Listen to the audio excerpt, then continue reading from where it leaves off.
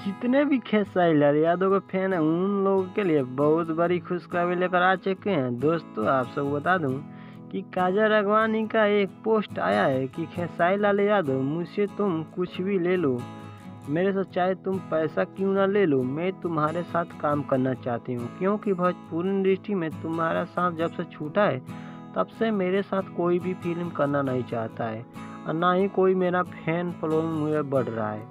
इसलिए चाहता हूँ खेसारी लाल यादव तुम मेरे साथ आ जाओ और मैं तुम्हारे साथ आकर बहुत खुश रहूँगी। क्योंकि आपका फैन जो है मुझे बहुत पसंद करते हैं और आपको भी बहुत ज़्यादा पसंद करते हैं मेरे साथ। इसलिए हम चाहते हैं कि चाहे मेरे से ही क्यों ना पैसा ले लो, मुझे फिल्म का कोई 1 रुपया भी नहीं चाहिए, बस हम आपके साथ अपना लाइफ काटना चाहते हैं। क्योंकि ये जवानी जो है ये आपके लिए बहुत अच्छी लगती है और कोई भी एक्टर के साथ मैं फिल्म करती हूँ तो मुझे उतना इंटरेस्ट नहीं आता है जितने आपके साथ आता है।